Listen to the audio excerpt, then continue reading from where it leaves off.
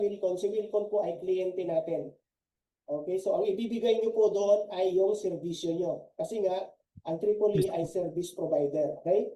So kapag nag-inspect ang DOLE, ito po yung itatanong sa inyo, sino po ba ang employer nyo, sir? Sino ba nag-hire sa inyo? Which is si AAA po, no? Number 2. Your salary. Okay. Sino ba ito si Opo? Sir, sino ka ba, sir? Sorry, sir, ha? Iririnig ko, sir, para makilala kita, sir. Yung Oppo, sir, CPH 2195. Anong name mo, sir? Full name po, pa-click lang po.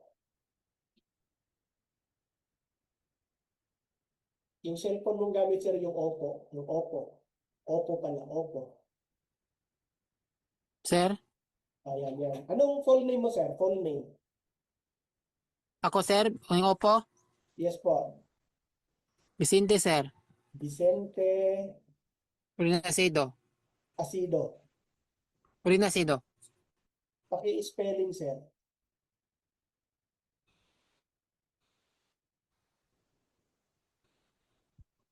R-A-Y. R-E-Y N-A.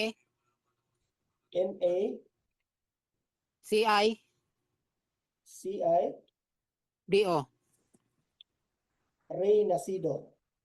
Yes, sir. Vicente Rey Nacido. Change natin, sir, para... Okay. So, sir, may nakalagay na audio dyan, sir. Off mo lang muna. Off mo lang. Okay? Then, mamaya, as question and answer portion tayo, no? Para mas lalo nating maiintindihan. Okay? Okay. Basahin mo dyan, sir. May nakalagay audio. Paki-click mo lang yan, sir, Vicente. Please. Para hindi magkasabay-sabay, ha? Thank you, sir, ha? Okay, balik tayo, guys. Okay, kasi ito for full text, huwag niyong kalimutan to. Pwede nyo screenshot to, no? Pwede picturean. How pay your salary, number 2. Siyempre po, kung sino yung employer ninyo, siya din po ang magpapasahod. Okay, so si Triple E din. Si Triple E pa rin ang magpapasahod. Okay, number 3, who control your employment. So kapag ka may mga ipapareportin sa opisina na, sir, kailangan mo mag-report sa HR o kung saan man, ay kami po ang may control niyan, no? Okay, so pag bibigyan po kayo ng office order na pinagre-report kayo during that time, during that day, so sundin po natin yon. Ngayon, magpaparanam lang tayo kay manager para at least alam din po nila na tayo po ay pinagre-report, no? Kung may mangyayari man na instances na halimbawa sabihin sa inyo ng manager nyo na, sir, huwag ka muna mag-report, bukas na, no? Kasi kulang tayo. So kung minsan, no, ang tanong ko dito ay sino po ba dapat ang masusunod? Okay? So binigyan kayo, may na-receive kayong office order na pinagre-report kayo tomorrow ng Triple-E, pero ang sabi ng manager nyo ay hindi pwede kasi kulang kayo. Ang tanong dito, sino po ang pwede masusunod? So si Triple-E pa rin, no? Okay? So paano malaman natin para hindi magkaroon ng problema? So babalikan nyo lang yung nagsulat sa inyo na, ma'am, sir, hindi po ako pinagre-report ni manager tomorrow kasi kulang daw po kami. Okay lang po ba? Dapat ganon. Hindi po pwede na pag sinabi ng manager nyo, oo na kaagad kayo. Kasi kapag tinanggal namin kayo, siguraduhin nyo na i-absorb ka niya. No? Ganun lang kasimple. Kasi bakit siya ang susundin mo? Hindi naman siya ang employer mo. No? So para malinaw tayo, ha, ang employer nyo, si Triple-E, ang magpapasahod sa inyo, si Triple-E, ang may control sa employment ninyo, si Triple-E. And last is the number 4 is who discipline. Sino daw ba ang magdidisiplina sa inyo pagdating sa mga violations na na-violate ninyo sa branches? Which is si Triple-E pa rin. So yung apat na yan, lahat ay Triple-E ang sagot dyan. Okay? Hindi po tayo pwedeng masusunod na sabihin ng manager, ay tanggal ka na. No? Masaway ka rito. Pwede ba yon? Susundin pa natin yon? Hindi natin pwedeng sundin yon. Okay? Pag sinabi ng manager, okay, pala absent ka, ang dami mo ng absent, no? Suspendido ka muna, huwag ka muna pumasok na 5 araw, simula bukas. May karapatan ba silang ganon? Wala silang karapatan, guys, no? Ulitin ko po, kliyente po natin sila, ang ibibigay po natin sa kanila ay serbisyo. Okay? Kapag mayroon po tayong mga violations, si Triple-E po ang magkakandak ng due process sa inyo. Okay? Hindi po ang kliyente. Hindi po si Wilcon or kung sino man or kung saan man kayo madidistino. Okay, klaro tayo ha. Baka mamaya kasi makalimutan nyo yan eh. Kasi baka mamaya, pag kulang ang sweldo ninyo, no? Instead kay Tripoli kayo magtatanong, saan kayo nagtatanong? Sa manager. Masasagot ba ng manager yon? Hindi po kayang sagutin ng manager yon. Okay? Mauudyukan lang kayo na lalong iinit ang ulo nyo. Or kahit dyan sa kapwa nyo katrabaho, kahit dyan sa mismong katabi nyong katrabaho, kaparehas na posisyon ninyo, hindi niya kayang sagutin kapag may mga discrepancy sa mga sweldo ninyo. Okay? Anong tinataas-taas ng kamay ni Sir Jeremy? Yes, Sir Jeremy. Magsalita ka, Sir Jeremy Siguga. Hello, sir. Okay, Sir Jeremy. Go ahead, sir. Sige. Good afternoon, sir. Okay. Tatanong ko lang, sir, kasi may mga may mga yung parang employer natin na pinagtatrabahuan po natin, pinagsiserve natin, na pag hindi po sinunod sila, mapapasama ka po. Tapos, ikaw yung pag-aanuhan ng galit po nila, ganun.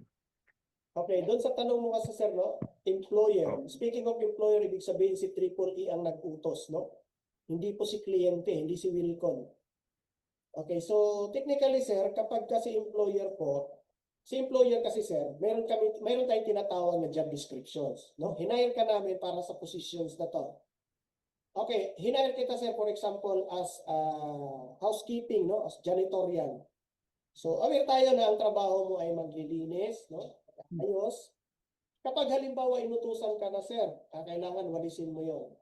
So, yun ba yung ibig mo sabihin na kapag hindi mo nasunod, syempre magagalit sa iyo yon. Kasi linya ng trabaho mo yun eh. No? Unless, Sir, go ahead. minsan po, beyond po sa, sa talagang specific na station mo. Okay, so, Tulad po ng halimbawa nyo na janitor po. Pinaglilinis po kayo dyan.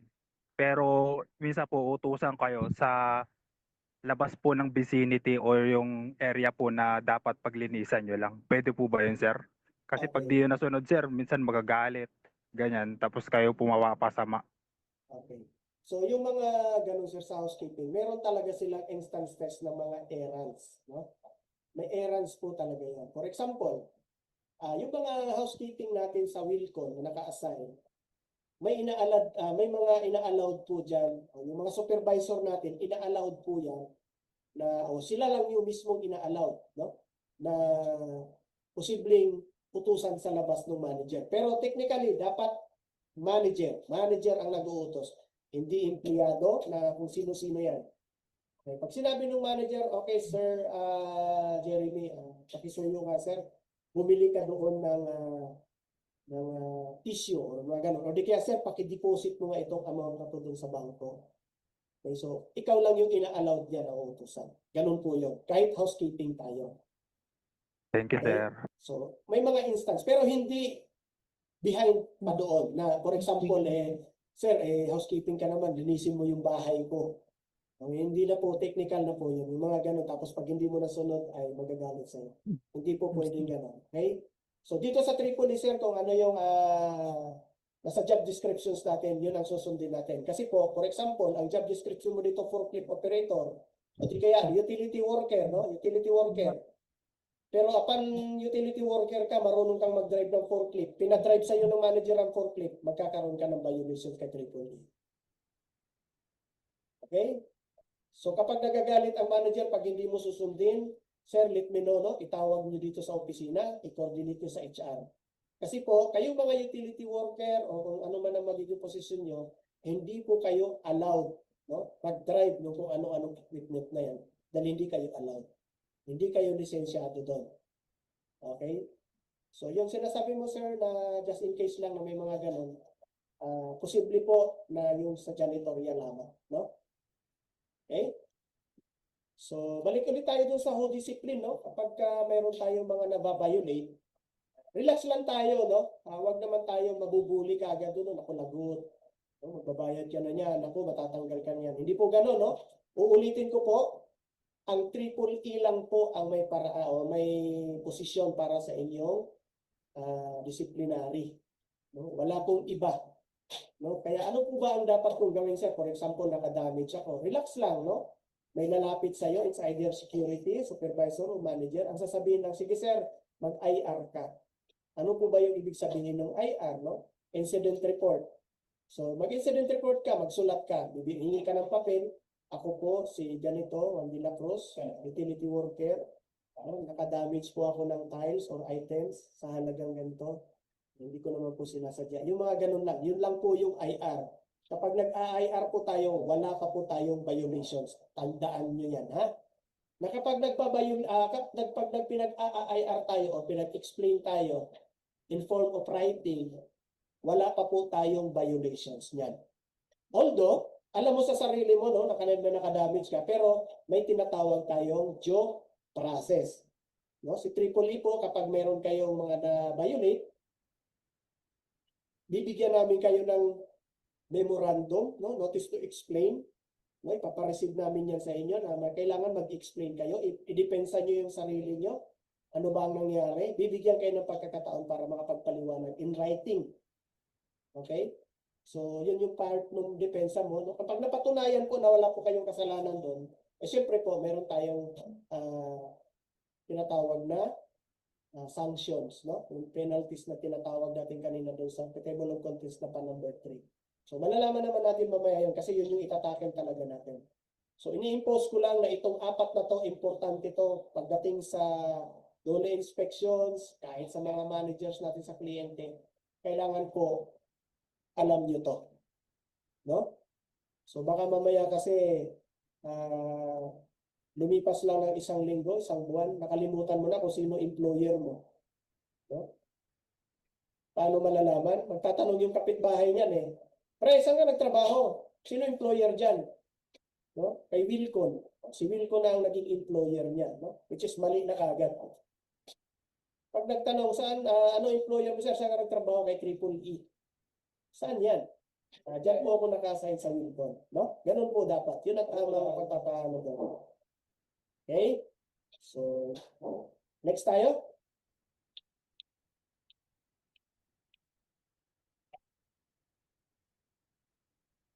Okay. Ito na nga, no, yung classification of newly hires. No? Tayo yun, no? Kayo, mga bagong hire namin ngayon. Okay, so, may schedule po kayo for signing of contract. Okay, doon sa kontrata, may kontrata po tayong pipirmahan. Okay, so, ang unang so nakalagay dito, letter A, orientation upon hiring. So, ito na nga yun, no? I-orient namin kayo with regard dyan. Letter B, provisionary period. Ano po ba yung provisionary period, sir? Okay, ang provisionary period po, ay ito po yung pagsubok, no? So, meron tayo sa kontrata na pipirmahan ninyo kapag pipirma na kayo ng kontrata, kapag nag-start na kayo. Doon sa kontrata po na yun, may nakalagay po doon na 6 months provisionary period. Okay, so doon sa 6 months provisionary period, sa loob ng 6 na buwan, kayo po ay ginigrade, no? Ini-evaluate monthly, 1 buwan kayo ini-evaluate kung ano po yung nagiging performance niyo. Satisfied ba? Unsatisfied ba? No? Poor performance ba yan? Mababa yung performance? Okay, so ino-observe kayo, ginagraduhan kayo sa loob ng 6 na buwan. Pero ang evaluations natin ay monthly po yan. Okay, so halimbawa, nakaisang buwan na ako ngayon mula nung dineploy ako. Ipasaway ako, ang dami kong violations. Aabot na ba ako dapat sa 6 na buwan? Posible pong hindi na kayo aabot sa 6 na buwan, no? So kahit nakalagay po yan na 6 months provisionary period, pero kung pasaway kayo sa unang first month ninyo, o sa pinakaunang buwan, no? Kayo po ay pwede nang pauwiin. No? Pwede na kayo babaan ng evaluation, performance evaluation, yung letter C natin, yun yung binabanggit ko kanina. No? Kapag marami kayong late, absent, no? Maraming violations, okay? So, pwede na po nating ipasa sa opisina yung evaluation. Sino-sino ba nag-evaluate sa amin, sir? Maraming nag-evaluate sa inyo, kasama mo, manager mo, supervisor mo, no? Plus yung tabulations po natin dito sa Triple E. Okay? So si Triple E po ang kabuuan na mag-i-evaluate sa inyo kung karapat-dapat ba kayong number 2, regularizations. No? kapag ka daw po dun sa loob ng 6 na buwan, maganda ang performance ninyo, naipasa nyo yung evaluations nyo, yung performance evaluations ninyo, ay kayo po, ang kasunod po noon ay magiging regular na po tayo. Wala na po yung word na, na-renew ako, no? Renew ako. Wala na po yung word na renew na yan. At wala na rin po yung salitang endo. Ay, na-endo ako pre. Oh, sir, ma'am, na-endo ako. Ngayon po, ang tawag na po sa atin noon ay end of provisionary. No? EOP. For example, dito sa loob ng 6 na buwan kapag nag-start tayo tomorrow. For example lang, ano ba tomorrow? 14, May 14. So, kailan ang 6 na buwan natin? May, June, July, August, September, October, November. So, sa November 14 din po ang ating pang-6 na buwan. For example, November 14 na ngayon, pang last day mo na ngayong pasok. Okay, so magre-report po kayo on or before. Bibigyan po kayo ng notice o subpoena o pinaka-memorandum office order na kayo po ay pinagre-report na November 14. No? So, ibig sabihin, nag-last day ako kahapon, 13, or ngayon, last day ko ngayon, 13, tapos bukas, magre-report na ako sa Triple E. Okay, kapag nag-report kayo sa Triple E, no, kung saan man kayong regions, NCR man kayo, so pagpunta nyo doon, babasahin natin yung performance evaluations ninyo. Kapag pumasa kayo sa evaluations ninyo, automatic, papasok na kayo bukas. Babalik kayo doon sa trabaho nyo as a regular employee. Klaro ha, regular na kayo. Bibigyan kayo ng notice of regularization, then dire-diretso na ang duty natin, ang trabaho natin. Ang tanong doon, sir, after 6 months ba, magre-report pa ba ulit kami ng office? Wala na. Isang beses lang mangyayari yun, no? Magre-report kayo sa pinakapang-6 na buwan nyo. Magkikita na lang ulit tayo sa office kapag meron kayong mga violation, no? Yung pinagre-report kayo dahil may violation kayo, o di kaya meron kayo, kukuha kayo ng mga back to work letter kasi absent kayo ng walang paalam, so violation pa rin yun. No? So, doon na po papasok yung regularization. So, dire-diretsong pasok na tayo. Okay? Hindi po, na-renew po ako o renew ulit. Wala na po yung ganun. Kaya kung meron kayong alam na mga ganyan yung establishment, bawal na bawal po yun. Pwede po natin ipadoli yun. No? Klaro ha? Then, kapag naman daw, sir, ma'am, hindi kayo nakapasa doon sa 6 na buwan. No? Umabot pa rin naman sa 6 na buwan. Okay? Hindi ako na-report ng 1 month. Hindi ako pinauwi ng 1 month or 2 months. No? Kasi pasaway ako. Umabot naman ako ng 6 months kahit papano. Natapos ko naman yung 6 na buwan. Pero pagdating sa evaluation ko, bagsak, no? Bagsak. So, ibig sabihin, ipapaliwanag ko sa inyo na HR na, sir, ito po, no, yung evaluation nyo, bumagsak ka dito sa part na to. Papaliwanag nila yan kung saan ka hindi na meet satisfied yung kliyente at yung performance evaluations mo dito sa amin. Okay? So, ang mangyayari po doon, mag-end of provisionary po. Magiging last day mo na ngayon, magpapa-clearance ka na po doon sa branch para makuha mo po yung ating last pay at yung pinaka-prorated 13 month. Okay? So, hindi na rin po back pay ang tawag doon ha. Kasi dati, or ngayon nga kasi naririnig pa rin namin, ma'am, kukuha po ako ng back pay. So, ang back pay po kasi guys, kaya tinatawag siya dati na back pay. Composed po kasi ito ng last pay, 13-month pay.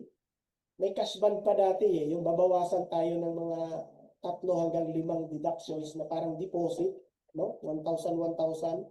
So, nandyan lang yung sa company, makukuha mo lang daw pagka nawala ka na sa amin, yung ganyan. So, cash band po ang tawag doon. Then, SIL, yung 5. Kapag sabay-sabay pong kinuha yan, back pay talaga ang tawag dyan. No? So, kapag halimbawa na end of provisionary tayo, or hindi na tayo nakapasa, hindi tayo nare-regular, magpapa-clearance tayo, then ibabalik natin yung clearance, then i-schedule sa inyo yung last pay at saka yung 13-month pay. Okay? Papaliwanag ko sa inyo yun. Okay, so klaro ha, hindi na po endo ang tawag doon. EOP, end of provisionary. Kasi nga, provi kayo ngayon. No? 6 months provisionary. Okay? After 6 months provisionary, regular na. So, hayahay na, dire-diretso na. No? Okay, so dito sa number 3, discipline and enforcement of rules and regulations. So, disciplinary actions, may procedures tayo. And C&D, may mitigating and aggravating circumstances. Mas maintindihan pa natin yan mamaya kasi meron pa po yan doon sa part na about doon sa house rules natin. Okay? Next. Okay, so orientation upon hiring of the newly hired first day of work, he or she shall be provided with this book. Ito po yun guys, yung blue book natin. So kapag ka nag-sign kayo ng contract sa HR, humingi kayo nito ha. Kung hindi kayo mabibigyan, i-remind nyo sila, ma'am, sabi po sa amin sa orientation ni Sir Rino, kailangan po namin magkaroon ng blue book. No? Blue book na lang para mas madaling ma-memorize. No? Okay, handbook kasi to handbook. No? Blue book na lang. Okay, alam din naman nila na blue book ang term namin dito. Okay, thereafter, she may undergo the orientation covering the matters contained in this manual, his or her work and operations of department where she assigned, and the standards of work performance required. No? So, yun yung pinaliwanag ko. Okay, next. Okay, sa provisionary, ito, dagdag kaalaman pa rin. Provisionary is 1 to 6 months, no? Mula una hanggang 6 na buwan. A provisionary employee, regardless of classification, rank in file, no? Yung mga managerial, supervisory, may be dismissed during the provisionary period without advance notice of such termination in accordance with the provision of his or her contract, no? Kahit pa ako, nag-apply ako kay Triple E as a manager, no? Manager ang posisyon ko, kasama ka pa rin sa provisionary period. Kahit anong posisyon niya na kasama dito sa rank and file, supervisory and managerial. No? So, mag-i-start ka talaga sa probi o provisionary. Performance evaluation. So, ito yung mga hinihingi sa atin yun nga. A provisionary employee performance is evaluated every month. No? Monthly kayong ini-evaluate based on certain characteristics pertaining to their work, personal traits, and general fitness for the job. You will be considered for regularization of it. Your performance is satisfactory. So, mariregular na tayo kapag ang performance nyo satisfactory. Meet the standard of work required. No? Mamimit yung standard sa trabaho. Then, no violation committed.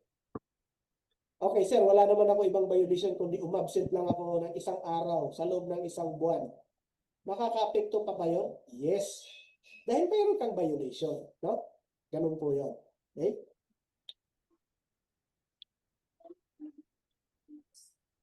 Then regularization naman, an employee found fit for the work and qualified for permanent appointment will be given a written appointment as a regular employee at the end of his provisionary period, no? So pagkatapos dun sa 6 na buwan, siya po ay mariregular. It is understood that an employee who is allowed to work beyond the provisionary period does not automatically become a regular employee unless he has given such written appointment. So, yun nga guys, no? Hindi kasi pwedeng pang 6 months ko bukas, no? 14, hindi ako nag-report. No? Hindi ako pinagre-report ng manager. So automatically ba yun? Hindi po, no? Kasi wala tayong nare-receive na written appointment. Kasi guys, pag-report nyo kasi sa opisina, kapag na-regular kayo, bibigyan po kayo ng notice of regularization. Okay? O tawag sa atin. Okay? So may hawak na kayong notice of regularization. Patunay po yun na regular kayo kay Triple E. Okay? Meron tayong company policies na which is nasa ating sa mga safety officers natin na nasa branch, no? Pwede nyo hiramin yung pinaka-modules nito. Nandun lang naman to sa kanilang clear book. Okay, so nandito yung number 1, company policies and anti-sexual harassment. So meron po tayong programa sa Triple niyan, no? Kasi baka mamaya hindi na natin, no? Masyado na nating familiarity o masyado tayong kampante. Okay, pagdating sa sexual harassment, no, meron tayong verbal, meron tayong physical, at meron din tayong sign or language, no, sa mga sexual harassment. So careful tayo guys, no, sa mga lalaki. Hindi po tayo basta-basta humawak, no, or mangialam sa part sa kahit saang parte sa mga ating samahan ng mga babae, no. Bibigyan po natin ng respeto. So, hindi tayo ina-allowed. So, hindi po natin pwedeng gawin yun, no? Kasi kahit saang parte daw, no? Kasi dati, sa pagkakaalam natin, pag ang sexual harassment daw, yung sa masiselang parte, Okay, hindi na po ganun ngayon, no? Mayroon po itong amendment, no? Mayroong revised to. So, kahit ba sa buhok mo siya hawakan, pero ayaw niyang pahawakan, no? Maselan pala siya kung buhok niya hawakan, so pwede siyang magreklamo. Okay? Sa ano naman, sa mga physical po yun, no? Yung touchy-touchy. Sa language naman, or sa sign or language natin, sa sign naman, yung mga bastos na pagdidila, no? Yung mga ganyan-ganyan. O di kaya yung sa mga middle finger. So, careful tayo sa gano'n. Okay, then smoke-free workplace policy and program. So, doon po, meron tayong mismo, no, sa branch ng smoke-free workplace policy. So, bawal kung saan-saan kayo no, magsisigarilyo, magsisinggil ng sigarilyo, or magbi-vape, no? Kahit vape po yan, bawal, kasi parehas lang po ang kaso niyan. Okay, number 3, drug-free workplace policy. So, sa drug-free, ibig sabihin po, meron tayong kinakandak po si Triple E doon na mga mandatory drug testing, no? Okay, so baka mamaya kasi magpa-positive kayo o di kaya itong pre-employment natin kasama sa requirements natin yan, yung medical and drug test. Company policy preventing hepatitis B. Number 5, company policy preventing tuberculosis. Mental health program. No, yung sa mental health, yung sa psychosocial natin. Okay. Workplace cancer prevention and control. Alcohol-free workplace policy and program. Okay, company policies of HIV and AIDS. So, dapat aware tayo sa ganun na meron tayong company policies sa ganyan. Diyan sa SIAM na yan. Okay, discipline and enforcement of disciplinary rules and regulations. So, disciplinary action. It's a penalty to an employee who fails to meet company standard of excellence. So, ito po yung mga nagkakaroon ng mga violations, no? Then its purpose is corrective rather than punitive. So sa atin guys, hindi naman talaga porket binigyan tayo ng sanctions, no, or parusa, ay pinarusahan na tayo. So ito po ay isa sa mga part ng corrective measures, no, para at least aware kayo na mali yung ginawa nyo. Okay? So hindi ibig sabihin na kinokorek ka ay masama ka na, no? Maaaring pwedeng nakalimutan lang or nagkamali lang, yung mga ganong instances, no? It also seeks deter other and to awaken employees awareness that combination is an person but not an infraction. So, para din sa mga kasamahan natin, no? Kasi baka mamaya sinasabi nila, hindi bawal yan. Bakit yung isang kasama natin gumawa niyan, no? Wala namang nangyari, hindi naman natanggal, hindi naman nasuspend. Okay, so ganun po ang ating enforcement, no, sa pagdidisiplin.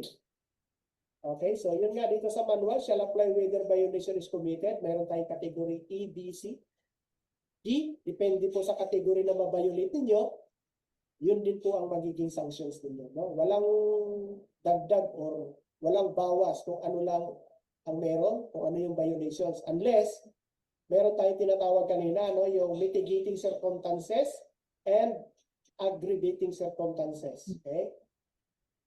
Okay, disciplinary procedure, submission of incident report. Ito po yung IR guys, no? So kailangan lang guys, kapag may mga incident po, gawa lang kayo po in writing lang, no? I-inform nyo lang yung nangyari, no?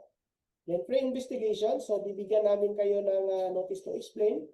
Mag-explain po kayo ulit doon sa amin kapag na-receive nyo na yung memo. No? Minsan, ang sinasabi ng iba empleyado dito, sir, nag-explain na ako dito eh. Yung explanation nyo nung una, yung incident report nyo nung una, nandun po yung sa kliyente. Hawak po ng kliyente yan, which is kay Wilco, no? Kung saan kayo naka-assign. No? Then, kung kailangan yung ulitin yung report, no? Yung IR nyo, pwede naman. Kasi kung yun naman talaga ang nangyayari. Pero kung sa tingin nyo, may maidadagdag pa kayo para kahit papano maidepensa nyo yung sarili ninyo, so kailangan ipaliwanag nyo ng maigi. Okay? Dito naman sa preventive suspension in order to explain. So, nakalagay dito, once the HRD officer determines that the offense committed require, he shall through a memo direct to the erring employee to explain in writing within 120 hours. So usually po guys, dun sa mga memo na ibibigay namin sa inyo kapag may na-violate kayo, binibigyan naman kayo ng 120 hours. No? 5 days po yan, no? Equivalent of 5 days. Okay, para makapag-explain kayo doon sa alleged, no? Alleged pa lang naman yan kasi di pa naman napapatunayan. Doon sa alleged violations na nagawa ninyo. Okay? So, moreover, the HRD officer in her or his discretion in order to protect the greater interest of the company may order the same memo of preventive suspensions on of the employees involved, which suspension must be not be more than 30 days, no, during investigation proceedings. Ganito po yan, guys, para mas madaling intindihin. For example, ikaw, guys, ay napagbintangan na nagnakaw. Okay? Sabi dun sa report ng kliyente, si Wilcon, ay di umano, no, allegedly, ay ikaw, Mr. Juan de la Cruz, ay nagnakaw ka, nahuli namin sa locker mo, yung items na ito, yung mga ganyan.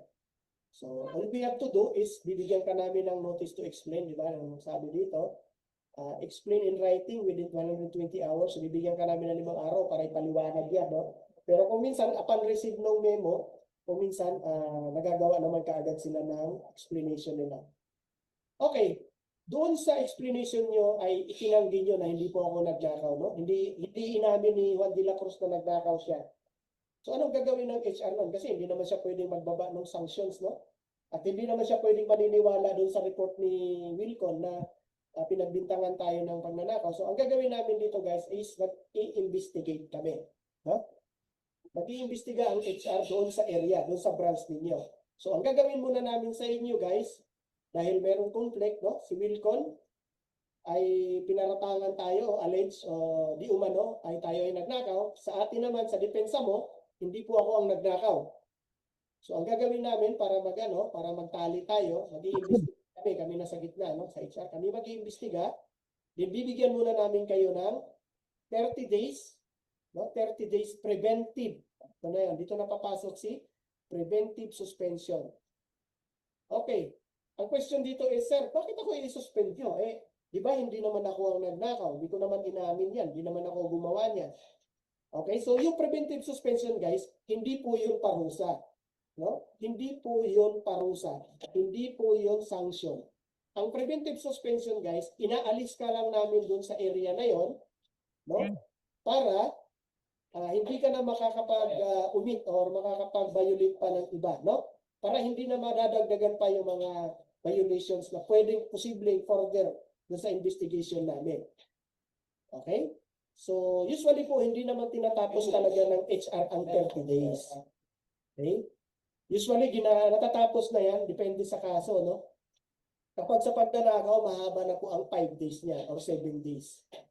Okay? Sa loob ng 7 araw niyan, meron na silang meron na silang resolution yan. Alam na nila kung talagang nagsasabi ka ng totoo or nagsisinungaling ka.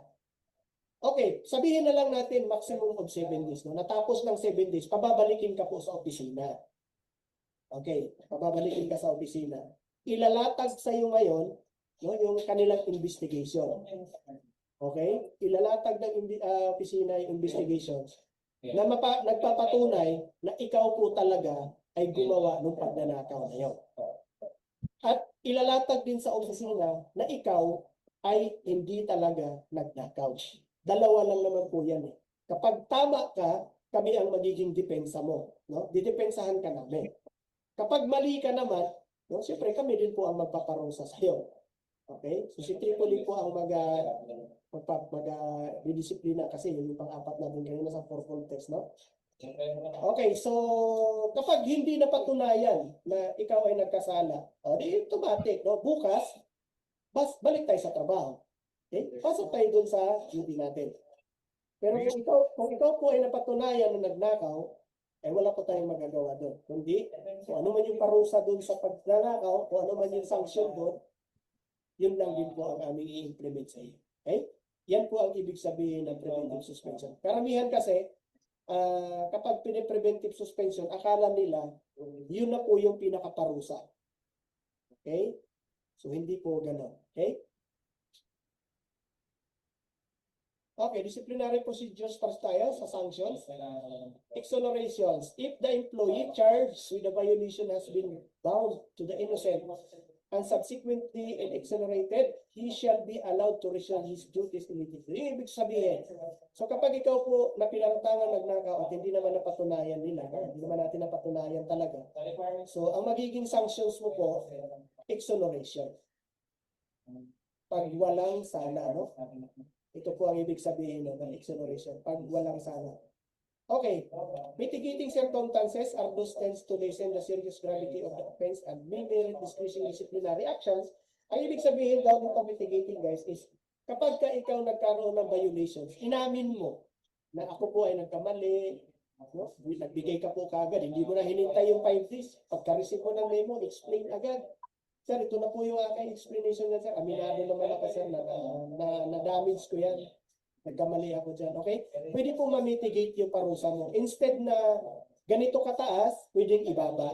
Yan po ang ibig sabihin ng mitigating circumstances. Pero dito sa aggravating circumstances are those that tend to increase, no? The seriousness of gravity of the offense. Ibig sabihin, nahuli ka na, tanggi ka pa, pero napatunayan namin na nagkasala ka, pwede kaming mag-jump doon sa kasunod na violation or infraction, no?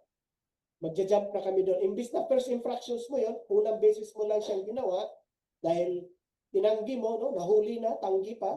So magja-jump na kami doon sa second infraction, sa pangalawang parusa, sa mas mataas doon sa una. Yan po ang malinaw na paliwanag ko. Okay, so number 2, rules and regulations are manual supports compliance with law. No? Ito pong house rules natin, no? Nakatatakos ang DOLE dito. Yung part na to yung may kwadrado ng ano. So, approve po ng DOLE. Meron tayong information sa kanila na meron tayong house rules na ganito sa ating kumpanya. So, A, B, C, D, no? Minor, less, serious offense, and very serious offense. Okay, yung key topics natin, ganito po yan. Yung category A yan, para mas malinaw pa. No? Okay, minor offense. Start tayo sa minor offense. Category A. Ano-ano ba ang mga violations ng category A? Na. Paragraph A01. Late in reporting for work for more than 3 times in a month. 3 times per cut-off. So, ang cut-off natin is 15 days, no? So, nakatatlong beses ka daw na late, no? Sa loob ng 15 days. Papasok siya or tardiness or meron ka lang na isang late pero 60 minutes naman. Isang beses ka lang na late pero 60 minutes naman yung late mo, isang oras. Sa loob ng isang buwan, total of isang buwan. Okay? Violation po yan. Okay? A02, use of company phone, computers, or any gadget that is not work-related for recreational and personal use. No? Dahil wala siyang load at mayroon silang niluluto sa mga kamag-anak nila na reunion. Doon siya gumamit siya ng telepono doon sa Wilcon, no? Sa kliyente. Okay? So bawal po yan, ha? Pwede naman gumamit doon pero dapat business ang inyong pagkakatawag, no? Yung pagkakagamit ninyo. A03, failure to work overtime.